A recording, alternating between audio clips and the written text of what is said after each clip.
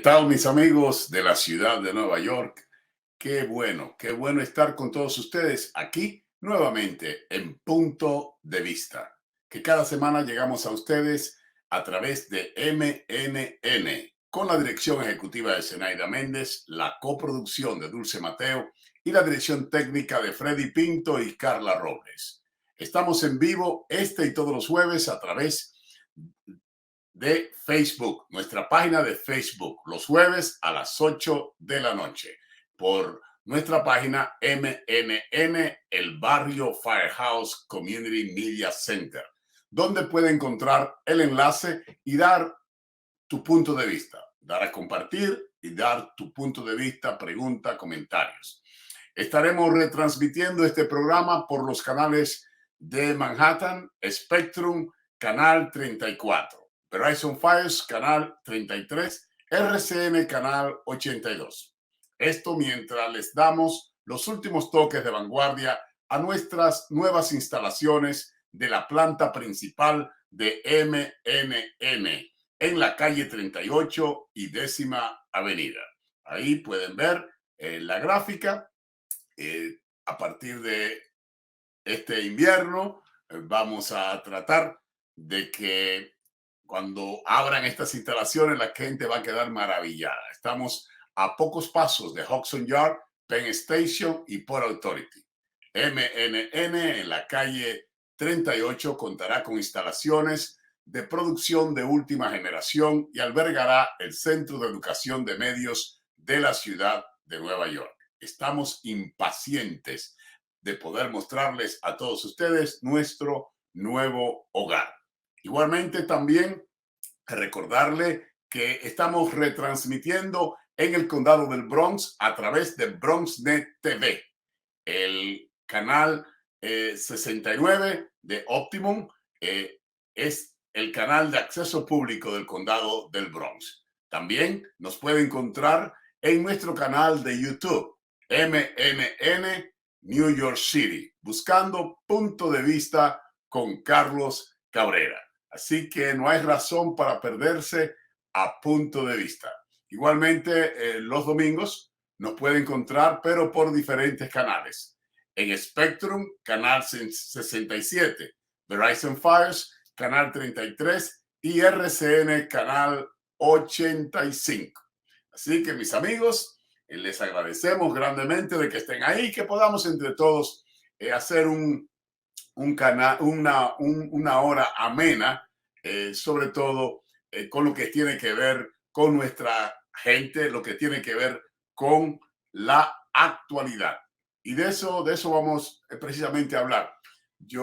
Estuvimos, ¿verdad?, haciendo un resumen de todo lo que hicimos durante el año 22. No habíamos tenido la oportunidad de hablar de la pérdida que tuvo el mundo acerca de el Rey Pelé, el más grande de todos los jugadores de fútbol o de soccer, como le llaman algunos, ¿verdad?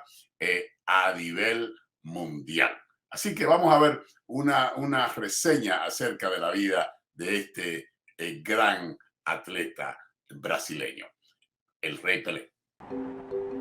Si el fútbol es el deporte mundial, Pelé fue el mejor del mundo. Para sus fanáticos, esto es un hecho. Hay datos que son irrefutables. Es el único jugador en la historia que ha ganado 3 campeonatos del mundo. Otros datos son más discutidos, como el que marcó más de 1000 goles. Pero lo que está claro es que fue el motor que impulsó el éxito del fútbol brasileño.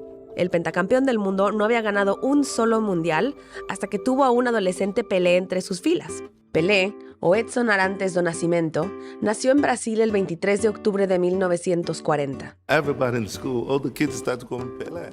I hate that time. Today I love, of course. Now I love because, I don't know, God gave to me short name, easy to pronounce any language you can remember, Pelé. Y usaba ese nombre para referirse en tercera persona a sí mismo. Una de sus frases más famosas es: Pelé es perfecto. Edson es una persona como cualquier otra. Ese Pelé perfecto llevó a Brasil a levantar la Copa del Mundo 3 veces. En 1958, con solo 17 años, Pelé jugó su primera Copa del Mundo marcando 6 goles en 4 partidos. Brasil Quedó campeón por primera vez en la historia en una final en la que le ganó a Suecia, el anfitrión. Y Pelé ganó el premio al mejor jugador joven. En 1962, Brasil volvió a alzar la copa en el Mundial de Chile, a pesar de que una lesión le impidió a Pelé jugar los partidos finales. Y en el Mundial de México, en 1970, Pelé fue parte de una mítica selección brasileña que los expertos del fútbol calificaron como la mejor de todos los tiempos. Este fue el último Mundial de Pelé. Sin él, la selección brasileña esperó 24 años para ganar otro Mundial. Para entonces, Pelé se había convertido en una de las figuras más famosas del mundo. Pasó 18 años con el mismo club, el Santos de Brasil, y ahí tenía un promedio de 1 gol por cada partido jugado. Con este club fue 6 veces campeón de Brasil y ganó 2 Copas Libertadores. En 1975, el New York Cosmos de Estados Unidos se convirtió en el último club con el que Pelé seguía llenando estadios. En 1977, a punto de cumplir 37 años, Pelé se retiró del fútbol. A partir de ahí, asumió roles de embajador, oportunidades comerciales, incursionó en la política y recibió varios premios. También asistía a eventos junto a Frank Sinatra y Andy Warhol y estuvo con 2 presidentes de Estados Unidos. A lo largo de su carrera, fue protagonista del eterno debate que alimenta la rivalidad entre Brasil y Argentina. ¿Quién fue el mejor jugador de todos los tiempos? ¿Pelé o Diego Maradona? Cuando Maradona falleció en noviembre de 2020, Pelé rindió homenaje al argentino en Twitter. Dijo que esperaba que algún día pudieran jugar a la pelota juntos en el cielo. Fique bem claro, eu agradeço de coração tudo que eu tenho recebido nesse mundo. Os meus fãs, as pessoas que me adoram. Muito obrigado.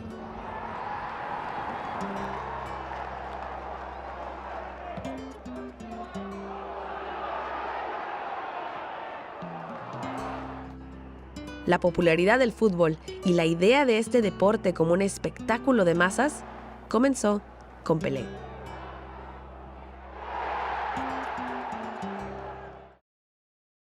Que descanse en paz el rey Pelé.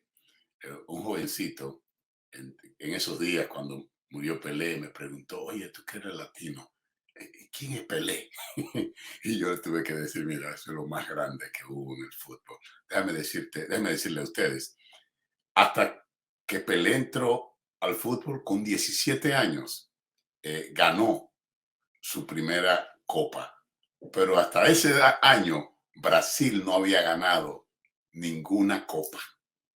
Fue la primera copa de Brasil y el protagonista, el principal de ese triunfo fue Pelé con solamente 17 años. Y es el único jugador en el mundo que ha tenido tres copas y 3 títulos del mejor jugador del mundo.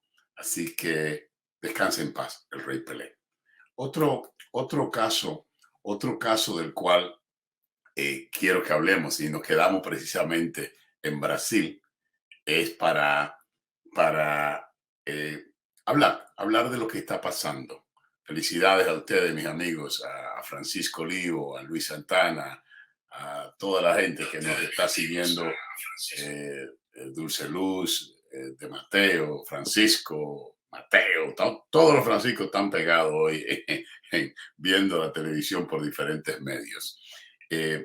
Estaba yo diciendo, ¿verdad?, que así como quedándonos aquí en Brasil, lo que acaba de ocurrir, ¿verdad? Las elecciones pasadas ganó, como se esperaban en las encuestas, ganó Lula y vemos el derrotero que están llevando la gente que quiere participar en la política, pero no quiere respetar el sistema democrático. Y lo que hemos vivido, lo que estamos viviendo en Brasil es casi una copia fiel de lo que vivimos en enero del 20, aquí en enero 6, que ya se cumple 2 años, ¿verdad?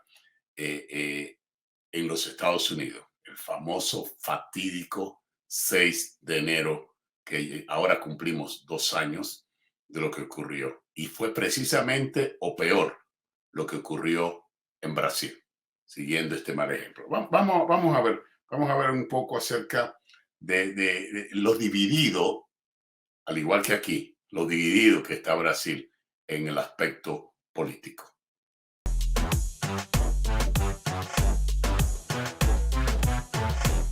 Brasil acaba de vivir el momento más decisivo de su historia democrática. Las elecciones presidenciales celebradas en octubre demostraron que Brasil está dividido en dos: los seguidores del presidente Jair Bolsonaro y todos los que están en su contra. Al frente de esto se situó Lula da Silva, presidente brasileño a principios de siglo. Muchos lo consideraban como el único capaz de derrotar a Bolsonaro. Y sí, tenían toda la razón. En su discurso de la victoria, Lula se comprometió a superar la división del país en dos bandos y ser el presidente de todos los brasileños. A partir de 1º de janeiro de 2023, vou governar para 215 milhões de brasileiros e brasileiras. E não apenas para aqueles que votaram em mim. Não existe dois Brasis. A ninguém interessa viver num país dividido e permanente estado de guerra. Este país precisa de paz e de união. Este povo no quiere más brigar. Desde luego, el resultado electoral fue terriblemente apretado. 50,9% Lula, 49,1% Bolsonaro. Que haya sido tan ajustado y que el todavía presidente consiguiera un resultado mucho mejor que el esperado en las encuestas hace que nos hagamos muchas preguntas. ¿Cuáles han sido los principales logros de Bolsonaro en estos 4 años? ¿Qué errores han provocado su derrota? ¿Cuáles serán los principales retos para Lula da Silva en su nueva etapa presidencial? Hoy en VisualPolitik vamos a dar respuesta a estas preguntas. Pero antes vamos a ver un poco de historia. La comunidad de Bolsonaro. En la década de los 90, Brasil estaba anclado en el pasado. Su industria estaba protegida por aranceles y existían prohibiciones a la importación de muchos productos. Además, el país afrontaba una acelerada desindustrialización. ¿Qué es lo que pasa cuando tus industrias no son competitivas? Y eso no es todo. Para colmo de males, acumulaba 4 décadas de alta inflación. Para acabar con esta situación, hace 30 años el gobierno de Itamar Franco puso en marcha el Plan Real, un plan que más tarde desarrolló el gobierno de Fernando Henrique Cardoso y que supuso cambiar de moneda y aplicar una reforma fiscal. El Plan Real tuvo éxito y Brasil se transformó en una de las economías emergentes más destacadas. La pobreza comenzó a disminuir y la desigualdad de ingresos se redujo. Luego, Lula da Silva disfrutó de unos años de abundancia económica gracias al auge de las materias primas en los mercados internacionales. De esta forma, Brasil se convirtió en 2010 en la séptima economía del mundo, prácticamente empatada con la sexta, como podéis ver aquí. Sin embargo, amigos, desde entonces ha caído al 12º lugar de este ranking. Cuando la bonanza petrolera llegó a su fin, las cosas empezaron a venirse abajo. Además, el gobierno de Dilma Rousseff fue letal para la economía brasileña y esta entró en una profunda recesión. Incluso la mayor empresa del país, el gigante petrolero estatal Petrobras, estuvo contra las cuerdas y cerca de quebrar. El descontento de la gente impulsó a una de las figuras políticas más polémicas de los últimos años. Estamos hablando, por supuesto, de Jair Bolsonaro. Su discurso populista cautivó a millones de brasileños cansados de los abundantes escándalos de corrupción que azotaban al Partido de los Trabajadores después de 16 años de gobierno. Ahora bien, uno de los mayores aciertos del presidente Bolsonaro fue incorporar a Paulo Guedes como una especie de superministro para asuntos económicos. Paulo Guedes es doctor en Economía por la Universidad de Chicago, institución de referencia para el liberalismo económico. Desde que se convirtió en ministro, impulsó una agenda centrada en promover las privatizaciones, simplificar las regulaciones laborales y reducir la burocracia. Una misión imposible de partida, ya que según datos del Banco Mundial, Brasil tiene una de las legislaciones tributarias más complejas e ineficientes del mundo. Concretamente se sitúa en el puesto 184 del ranking del Banco Mundial, que mide a 190 sistemas tributarios. La reforma laboral impulsada por el tándem Bolsonaro-Guedes ha tenido buenos resultados. La tasa de desempleo de Brasil alcanzaba el 12% cuando ambos alcanzaron el poder. Actualmente, y a pesar del coronavirus, esta se ha reducido por debajo del 9%, la cifra más baja desde el 2015. Otra de las cartas jugadas por Guedes fue la de apostar por las privatizaciones para disminuir la deuda pública. Para convencer a los brasileños, Bolsonaro lo ha tenido fácil. Pero claro, tampoco es que fuera complicado mejorar la gestión económica de sus predecesores. Quase tudo que é público é levado para a corrupção. Olha como é que eram estatais no passado. Como é que eram estatais? Quase todas. A Caixa Econômica. Nós em 2 anos é mais lucro que 10 dos anos anteriores. A petralhada roubou tanto o Brasil. Da prejuízo más o menos 70 billones por año, ahora dando lucro. Ahora bien, este deseo de reducir el tamaño de la maquinaria estatal tropezó con la realidad. Cierto es que llevó a cabo la mayor privatización en 2 décadas, pero al final no se atrevió con la petrolera Petrobras. Así que básicamente todo se limitó a una privatización parcial de Eletrobras, la empresa estatal encargada de la generación de electricidad en el país. Una privatización que atrajo la inversión del Fondo Soberano de Singapur y del Fondo de Pensiones canadiense. También permitió la inversión privada en materia de agua y alcantarillado. Pero sea como sea, lo importante es que, por unas cosas y otras, los resultados llegaron. La mejor noticia para Brasil es que después de una década anodina en materia de crecimiento económico, el país volvió a cosechar unas cifras razonablemente buenas, al menos teniendo en cuenta que hablamos de Brasil. Una economía terriblemente burocrática y hostil para los negocios, incluso para los cánones de Latinoamérica. Pues bien, la pandemia lastró a Brasil un 4% en 2020, pero en 2021 cosechó un alza del PIB del 4,6%, y en 2022, en el momento de las elecciones, el crecimiento interanual seguía estando por encima del 3%. Estos buenos datos y un discurso tremendamente polarizado ayudaron a conformar alrededor del presidente una comunidad de auténticos fanáticos, el bolsonarismo. Sin embargo, un momento amigos, porque no es oro todo lo que reluce. Los números sí, son razonablemente buenos, pero lo cierto es que la economía ha crecido gracias en gran medida a las políticas de estímulo del gobierno. A la vista de las encuestas, Bolsonaro apartó la teoría económica y sacó toda su artillería para lograr la remontada. Aprobó un programa de ayuda con impuestos más bajos a los combustibles, la electricidad, el gas y el transporte público. También apostó por mejorar las prestaciones sociales. ¿La excusa? Pues, como os podéis imaginar, la inflación. El motivo, como bien suponéis, pues dar un regalito a los votantes. No olvidéis que para los políticos, los brasileños pobres solamente tienen una cosa que tiene tanto valor como el de los ricos, su voto. Así que para lograr este objetivo, Bolsonaro se lanzó a prorrogar e incluso ampliar medidas sociales que puso en marcha con motivo de la pandemia.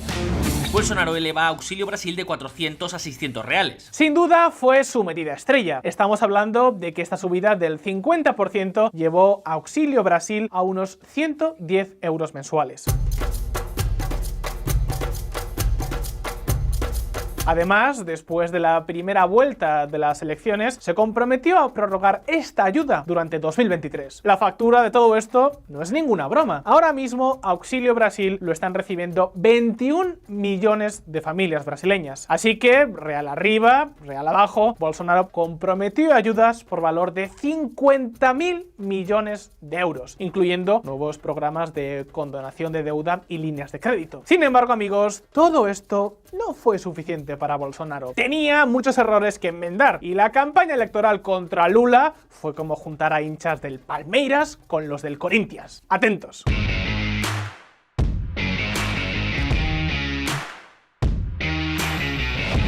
Las dos torres.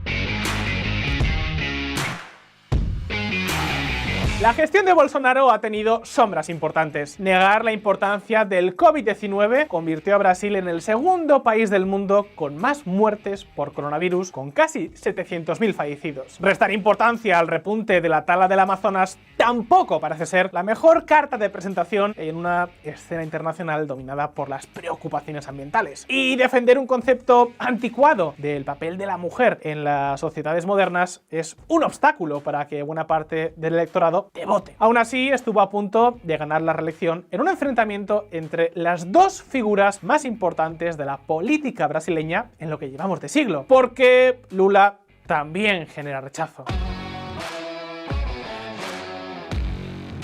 El expresidente Lula da Silva fue encarcelado tras ser acusado por corrupción dentro del gran escándalo Lava Jato, el cual se produjo alrededor de la petrolera estatal Petrobras. Pasó 19 meses en prisión antes de ser liberado por el Tribunal Supremo, que anuló todas las sentencias contra Lula al entender que este asunto escapaba de la jurisdicción del juez que le había condenado. En otras palabras, Lula fue liberado por un defecto técnico en el proceso judicial al que fue sometido, no porque el Supremo le considerara inocente de las acusaciones en su contra, algo por lo que nunca será juzgado porque los hechos ya están prescritos. A favor de Lula ha jugado el recuerdo entre los votantes. Durante su presidencia mejoró considerablemente la calidad de vida de millones de brasileños. Y tenéis que pensar que por mucho money que Bolsonaro soltara justo antes de las elecciones, los que reciben las ayudas son los mismos que están enfadados por la subida de la inflación. En cualquier caso, como os podéis imaginar, hablamos de dos políticos que no dejan indiferente a nadie. Y eso se ha notado en la campaña electoral, donde se han sobrepasado todos los límites.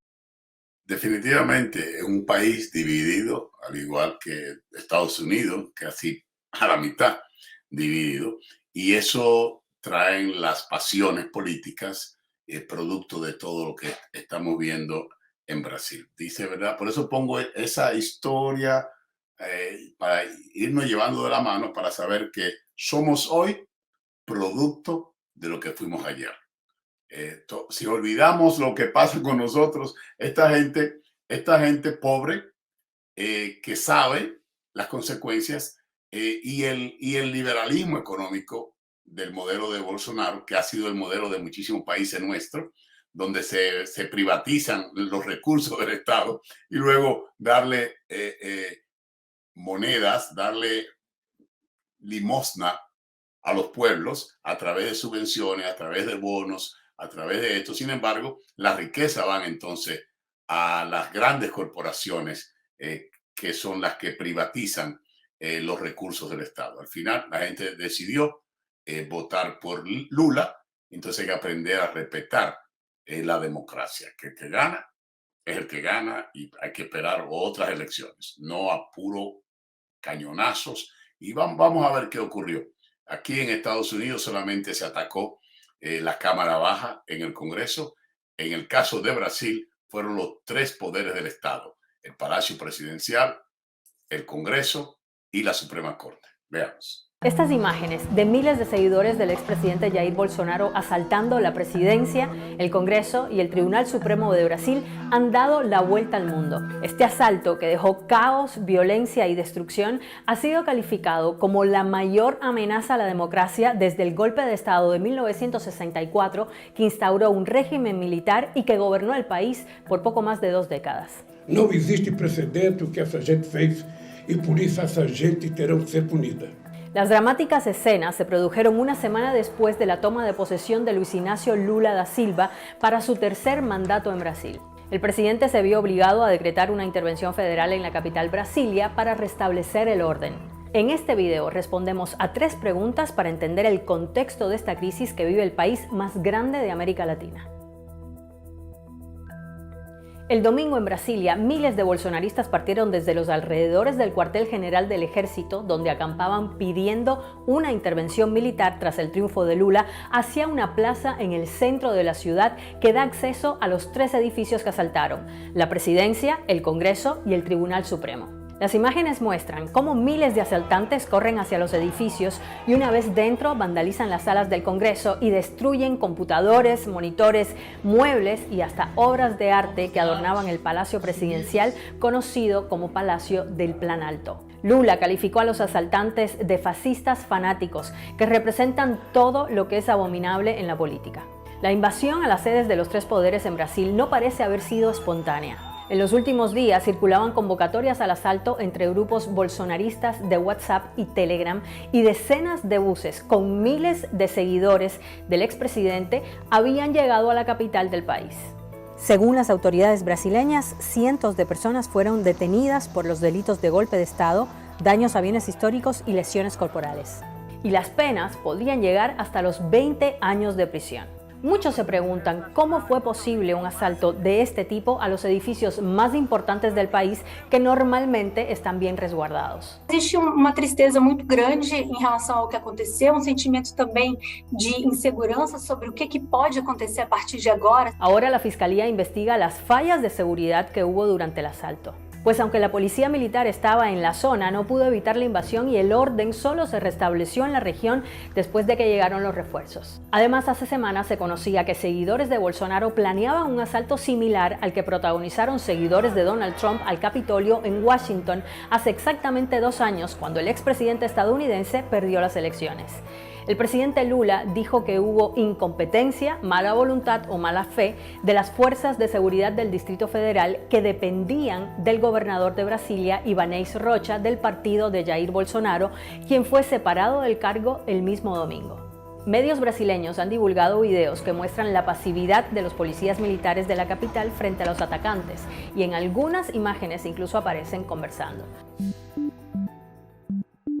La respuesta está en manos de los investigadores. Mientras tanto, la reacción inmediata del expresidente fue desmarcarse vía Twitter. Dijo que los saqueos e invasiones de edificios públicos escapan a la regla de la democracia y rechazó las acusaciones en su contra de orquestar el asalto. Recordemos que desde que perdió las elecciones en octubre de 2022, Bolsonaro nunca concedió la victoria a Lula. Incluso desde la campaña, Jair Bolsonaro puso en duda sin pruebas el sistema electoral brasileño y los resultados. Antes de que Lula asumiera el poder este 1 de enero, Bolsonaro viajó a Florida, Estados Unidos, y no estuvo presente en el traspaso de mando. Tras el asalto, algunos de sus allegados y ex colaboradores han sido separados de sus cargos. Además del gobernador de Brasilia, también fue destituido Anderson Torres, quien estaba a cargo de la seguridad del Distrito Federal y quien fue un exministro de Justicia de Bolsonaro. También han surgido cuestionamientos a la actuación o pasividad de otras entidades como la Policía Federal de Carreteras, el Ejército o el Gabinete de Seguridad Institucional de la Presidencia. Desde Brasil, Vera Chaya, profesora de Ciencia Política de la Universidad de Sao Paulo, también apunta a la interferencia de Jair Bolsonaro en las fuerzas militares donde tiene influencia. Y es que un desafío clave que expertos asignaban a Lula desde antes de iniciar su mandato es revertir la politización que hubo en las fuerzas de seguridad brasileñas bajo el gobierno de Bolsonaro, un ex capitán del ejército. En todo caso, el asalto en Brasil marcó la primera crisis del recién estrenado gobierno de Lula. Claramente isso significa que a gente está diante de país muito polarizado, com grupo radicalizado que não quer abrir mão, não quer reconhecer o resultado das eleições e está disposto a praticamente tudo para protestar y pedir a saída dele do cargo. Además, los fallos en la seguridad ponen en evidencia errores dentro de la propia administración de Lula, algo que el propio presidente ya admitió. Sin embargo, si el asalto termina afectando de manera negativa y debilitando la imagen de Jair Bolsonaro, también puede presentarse como una oportunidad para Lula para aliarse con otros partidos que quieran hacer frente al extremismo. Y esto podría acabar fortaleciendo el poder de Lula en Brasil. Además, su gobierno ha recibido el respaldo de varios gobiernos de América Latina, de la Unión Europea, Estados Unidos y de China, que han condenado el ataque a la democracia brasileña. Pero las imágenes del caos que desató el asalto reflejan una peligrosa crisis que parece lejos de su fin. Yo creo que definitivamente no solamente los gobiernos, sino también los pueblos tienen que levantar su voz contra los intentos antidemocráticos. Ahí vemos cómo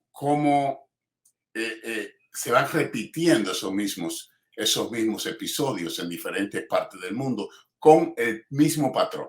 Por ejemplo, veamos ahora en Perú el mismo irrespeto a las instituciones y intentona antidemocráticas. Veamos. La rabia se respira en el sur de Perú, luego de que el miércoles las manifestaciones en contra del gobierno de Dina Boluarte dejaran un muerto y decenas de heridos. Unas protestas que parecen no cesar y que han sido duramente reprimidas por la policía del país. El descontento se extendió por otras partes del territorio peruano, en más de 41 provincias. Los manifestantes bloquearon las calles y carreteras. Unos actos de protesta que se dan mientras las denuncias sobre violación a los derechos humanos no paran de llegar. El miércoles llegó una delegación de la Comisión Interamericana de Derechos Humanos para investigar la situación del país. En paralelo, Perú se vistió de luto. Las familias de Juliaca despidieron a 17 de sus seres queridos que perdieron la vida en las protestas. Culpan al gobierno de Boluarte. Las banderas negras de nuestro pueblo significan de que el gobierno usurpador ha asesinado al pueblo. Y exigen justicia.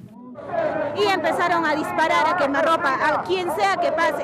El jovencito que ha muerto no era un protestante, él estaba pasando. Se ha asomado y es vecino, él se ha asomado nada más y de frente le ha caído el arma de fuego, le ha caído acá. Los ánimos no parecen menguar en Perú. El país latinoamericano se enfrenta a su peor brote de violencia en 20 años. Uno que se dio después de la destitución del expresidente Pedro Castillo el mes pasado. Quienes se oponen a lo ocurrido con el exmandatario exigen también la salida de la presidenta Dina Boluarte. Y definitivamente, señores, vamos ahora a pasar de todos estos actos antidemocráticos a unos anuncios para nuestra comunidad aquí en Nueva York. Es un taller de sanación holística, técnicas poderosas para prosperar en este año 2023. Así que va a haber tardes de sanación holística, son mini talleres en línea. Esta técnica poderosa para prosperar en este nuevo año. La facilitadora va a ser Donaida Castillo Cruz, que es una Master Life Coach. Ha estado con nosotros en otras oportunidades.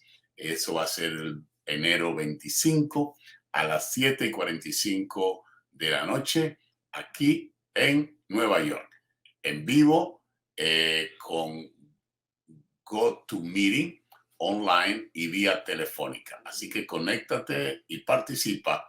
Es en adeusa.org y puede también, ese es el meeting ID, el código para entrar a este taller.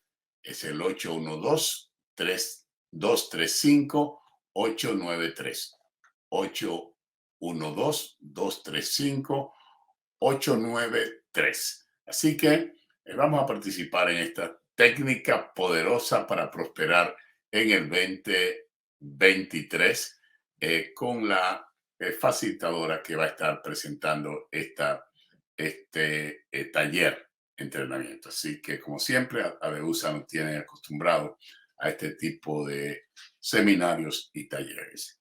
Vamos a continuar en la continuidad del espacio y sobre todo porque hemos dicho muchísimas veces, ¿verdad?, que nadie debe estar por arriba de la ley, sea quien sea.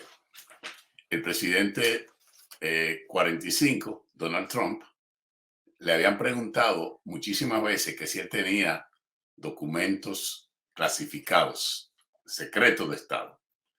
Pero él negaba y negaba y negaba hasta que al final hubo que hacerle un allanamiento en su mansión de la Florida. Y producto de esto hay un fiscal especial para investigar, para desligarse del fiscal general de los Estados Unidos, que es parte del gobierno. Ahora vamos a ver qué ocurrió, donde el mismo personal del presidente Joe Biden llamó a la atención y dijo: hemos descubierto unos documentos clasificados en algunas oficinas de Joe Biden durante su gobierno, durante su trabajo como vicepresidente del presidente Barack Obama. Veamos qué ocurrió. El escándalo de los documentos clasificados en poder del presidente Biden arde con más fuerza. tras la revelación confirmada por nuestra cadena hermana la NBC de que asesores del mandatario encontraron al menos un set más de material sensible en un lugar distinto a la oficina en que fueron descubiertos los documentos iniciales. Los republicanos indignados exigen investigaciones y pesquisas al presidente iguales a las que fue sometido el expresidente Donald Trump. Why does his Department of Justice treat people differently? Every time we find something that comes up before the election dealing with Biden's family, it's pushed under the rug. It's called a lie. El presidente Biden y la Casa Blanca insisten que no es lo mismo, que el expresidente Trump, investigado ahora por obstrucción de justicia, se negó durante meses a entregar los documentos en su poder, mientras que los abogados de Biden, al encontrarlos, fueron quienes los entregaron a los archivos nacionales. I was briefed about this discovery and surprised to learn that there were any government records that were taken there to that office. But I don't know what's in the documents. Sobre los documentos iniciales, en un informe que no hemos podido confirmar de manera independiente, dos fuentes del New York Times dicen que contienen material informativo sobre naciones extranjeras del tiempo de Biden como vicepresidente. Pero mientras la prensa nacional exige más explicaciones, las respuestas no llegan. Esto no corroe la promesa de transparencia de Biden, preguntaron periodistas una y otra vez a la portavoz presidencial, recordándole que los primeros documentos fueron hallados antes de las elecciones y la información se conoció ayer. La Casa Blanca insiste que como el caso está bajo revisión del Departamento de Justicia, no puede ofrecer más detalles. Y tal como decía yo, ¿verdad? El Departamento de Justicia ha nombrado un fiscal especial para que investigue todo lo que tiene que ver con esto. De acuerdo al presidente, él ni siquiera sabía que esos documentos estaban en esas oficinas. Sin embargo, están en la mejor disposición de cooperar con el Departamento de Justicia. Y otro asunto engorroso para el Partido Republicano fue esto del nombramiento del presidente de la Cámara Baja, de la Cámara de Representantes. Y tan importante es eso, mire, que eso no se había ocurrido en más de 100 años. No había ocurrido eso. La última vez que ocurrió algo así fue en 1856. Imagínese usted, 1856. Kevin McCain tuvo prácticamente que rogar y en una 15 ronda para poder elegir al speaker, al presidente de la Cámara de Representantes. Después de 15 rondas y acuerdo con el presidente 45 y componenda y prácticamente ofrecer todo lo que ellos quisieron a favor, fue que pudo ser electo. Vamos a ver qué ocurrió en el Congreso de Estados Unidos. Kevin McCarthy of the state of California has received 216. El republicano Kevin McCarthy fue finalmente elegido el sábado como presidente de la Cámara de Representantes de Estados Unidos, que tiene 434 legisladores. Su victoria llevó 4 días y 15 votaciones. Un grupo de republicanos muy conservadores alineados con el expresidente Donald Trump se negaban a darle el voto. Requería 218 votos, pero la elección fue posible a primera hora del sábado, gracias a que los últimos diputados disidentes aceptaron votar presente, en lugar de hacerlo por otro candidato. En la práctica, eso equivale a una abstención, que ha rebajado el umbral de la mayoría que McCarthy necesitaba. Ha logrado 216 votos, frente a los 212 del candidato demócrata y los 5 que dijeron presentes. Después del presidente y el vicepresidente, el speaker o presidente de la Cámara Baja es la tercera figura política más importante de Estados Unidos. Durante 4 días, el grupo duro de legisladores trumpistas se aprovechaba de la ajustada mayoría republicana en la Cámara, lograda en las elecciones de medio mandato de noviembre, para imponer sus condiciones al partido. Al carecer de speaker en la Cámara Baja, los representantes no podían asumir sus cargos y, en consecuencia, tampoco votar proyectos de ley.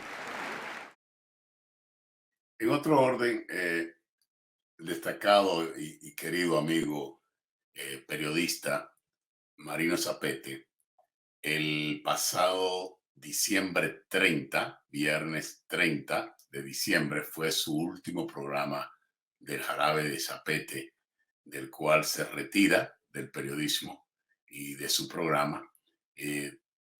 Y tal como le dije a él en un mensaje privado a través de una comunicación que tuvimos, le deseo un feliz retiro a Marino Zapete, quien practicó y ha practicado esta carrera periodística llevada con dignidad, con valentía y apegada a la ética profesional y periodística. Ese mismo mensaje se lo envié a él por WhatsApp y lo estoy haciendo público aquí, porque de verdad que tengo por años el respeto y aprecio a Marino Zapete, que ha estado con nosotros en varias oportunidades en este programa.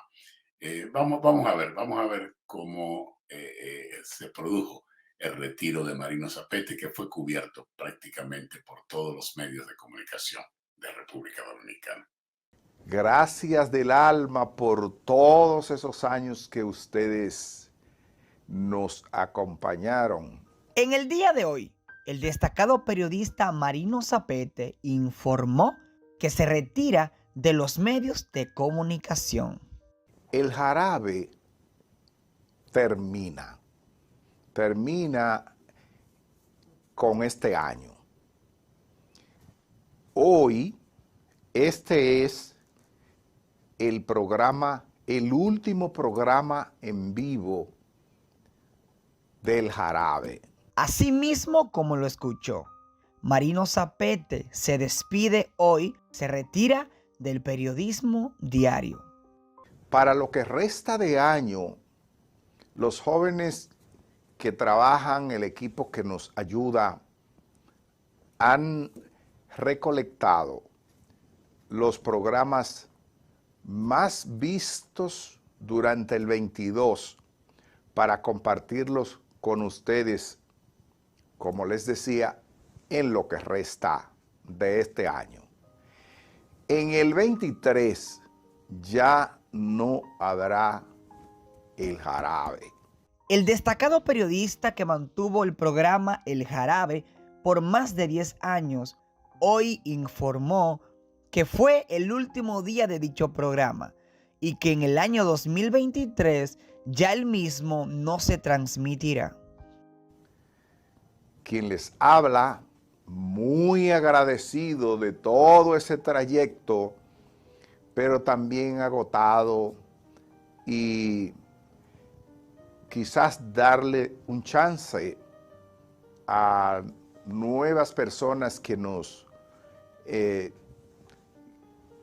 releven de modo y manera que vendrá alguien que pueda ocupar ese espacio y seguro que mejor que yo.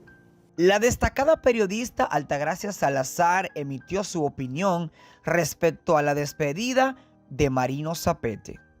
Sí, el compadre, yo sabía que el compadre iba a anunciar, no sabía la fecha, pero ya nosotros habíamos hablado y él había tomado esa decisión. Hay que decir que no es una decisión nueva, es una decisión vieja. Ya Marino hace más de un año que había tomado la decisión de dejar el periodismo por lo menos cotidiano. Salazar destacó que la voz de Marino Zapete hará falta en el periodismo.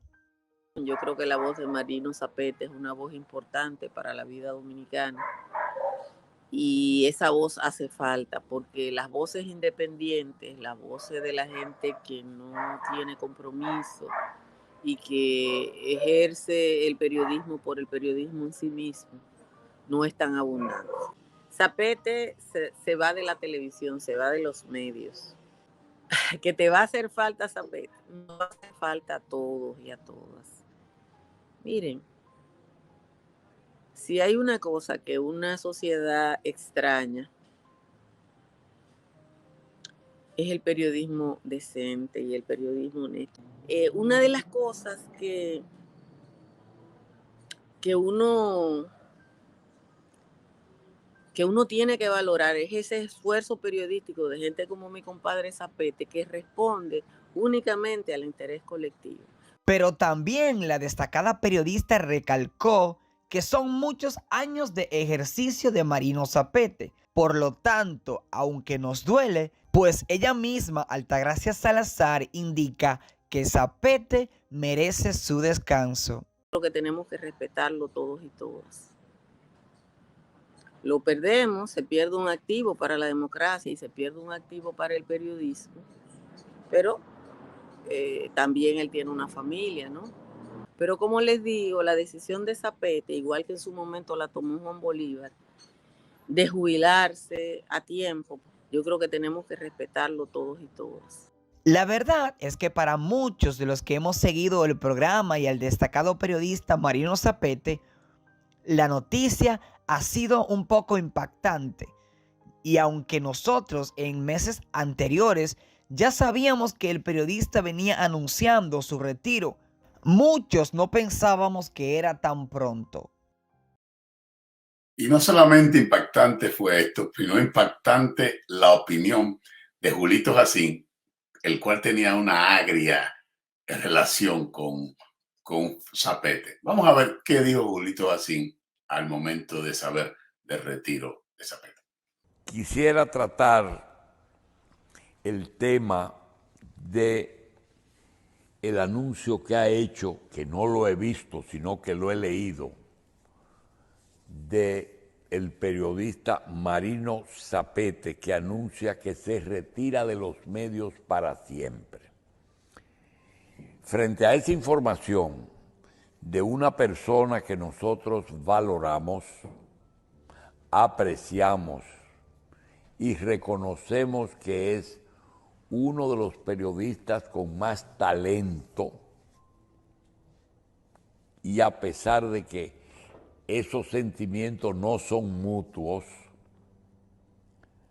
no importa lo que él piense de nosotros, nosotros de él pensamos bien y creemos que esa despedida, conociendo al periodista Zapete desde hace mucho, vemos en esa información diferentes aristas. Una, ese anuncio podría ser un experimento de Marino Zapete para ver lo que piensan las personas que le han dado seguimiento tanto tiempo sobre él. Puede ser un experimento para ver qué piensa la gente de él cuando dice es definitivo. Por otra parte, puede que si se retira, como él dice, surgen diferentes versiones o preguntas o temas. Una, en el medio, aunque ya está en los medios digitales, va a hacer falta una voz como la de Marino Zapete. Primero, no tiene miedo. Segundo, por la cantidad de temas que ha tratado, da la impresión de que no tiene compromisos, porque todos los sectores han recibido de él críticas. Como profesional y por lo que él dice, quiero que no lo vea como una ironía, pero me da la sensación de que él es el comunicador perfecto. Dios le otorgó el privilegio de la perfección, impoluto y capaz de señalar en la República Dominicana a todo el bueno, a todo el malo, a todo el sinvergüenza. Y, por otra parte, la ética la sigue al 100%. También me encuentro raro que una persona llena de éxito, que aunque se haya ido a los digitales, sigue siendo seguido por mucha gente, lleno de vida, porque se ve que está lleno de vida y que ese es un hombre que posiblemente le resten más de 50 años de vida productiva, haya decidido tomar una decisión de retirarse de su profesión, porque no le conocemos ningún otro oficio. También me pregunto, un hombre que no es rico, que por su posición no ha podido acumular riqueza, ¿cómo va a vivir Marino el resto de su vida sin haber acumulado ahorros ni una pensión que le permita retirarse a escribir? No lo sé. ¿Cómo va a vivir los 100 años que le restan?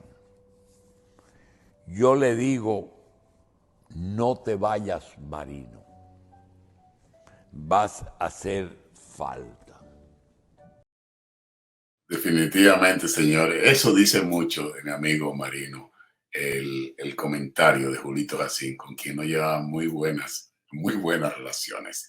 Ahora vamos a ver una canción de mi amigo Darío Gómez, el cantautor, que debe ponernos a pensar muy bien, sobre todo en lo que tiene que ver con el futuro de nuestra juventud, de nuestros hijos, y qué podemos hacer de ellos. Veamos.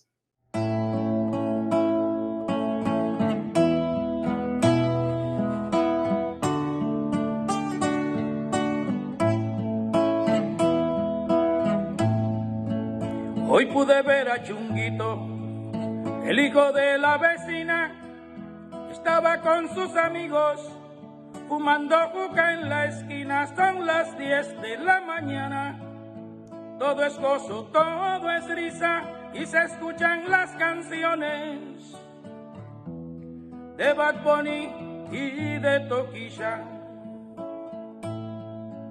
Se está tomando de a duro toda clase de bebida, no le paran bola nada, porque hay que gozar la vida. Son las 5 de la tarde, se terminaron los cuartos, pero hay que seguir bebiendo. Hay que planear un asalto.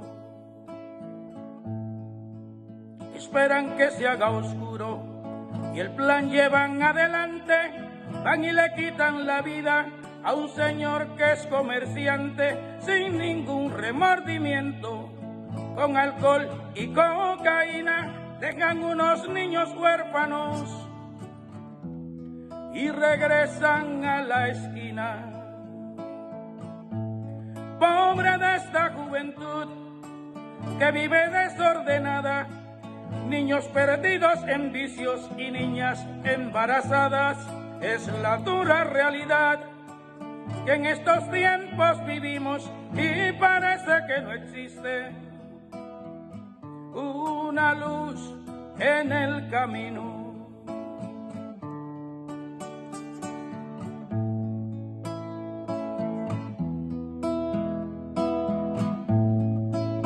Pero no crean que a ellos solos los voy a juzgar, son víctimas de un sistema de segregación social, donde la clase de arriba se esmeran en el trabajo de mantener pisoteados al del medio y al de abajo.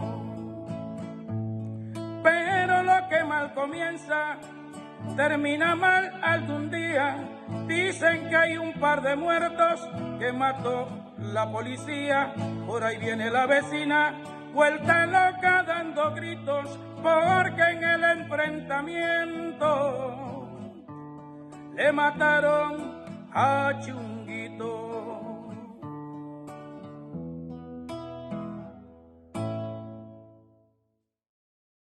Muchísimas gracias, mi amigo Darío Gómez. Creo una canción que nos pone a pensar y nos pone a pensar en que, sí, ahí está mi amigo, un gran placer saludarte y desearte a ti y tu familia mucha felicidad en este nuevo año, dice Darío Gómez. Darío, hiciste una gran composición con ese tema que nos llama la atención a todos. ¿Qué vamos a hacer nosotros con nuestros hijos? Eso que está retratando Darío Gómez ahí en esa canción es exactamente lo que está ocurriendo en todos los rincones. De lo que nos alimentamos cada día, después eso es lo que vamos a cosechar. Entonces, debemos pensar, no el planeta, esto, tenemos que pensar qué hijos le vamos a heredar a esta sociedad. Porque eso es lo que estamos viendo, las consecuencias de lo que están consumiendo nuestros hijos en las canciones, en el medio ambiente. Y si no le ponemos caso, vamos creando delincuentes al no educarlo. Tenemos que educar a nuestros hijos, educarlo con la corrección, educarlo enseñándole. Dice, instruye al niño en tu carrera y aun cuando fuere viejo no se apartará de ella. Si usted le enseña desde pequeño, su hijo va a ir tomando ese tipo de conducta de respeto a la sociedad, de respeto del apego al trabajo, a lo bien hecho. Pero eso de estar apoyando a la gente, eso es lo que pasa, lo que retrata esa canción que Darío Gómez. Vamos a rescatar a nuestros muchachos, vamos a rescatar y que lleve mejores mensajes y educación a los hijos del mundo. A ustedes, amigos, solamente me resta decirles gracias. Gracias a MNN que hace posible este programa, Zenaida Méndez, nuestra directora ejecutiva, Dulce Mateo, coproductora, la dirección técnica de Freddy Pinto y Carla Robles. Un servidor, Carlos Cabrera. Les invito a que estén con nosotros la próxima semana.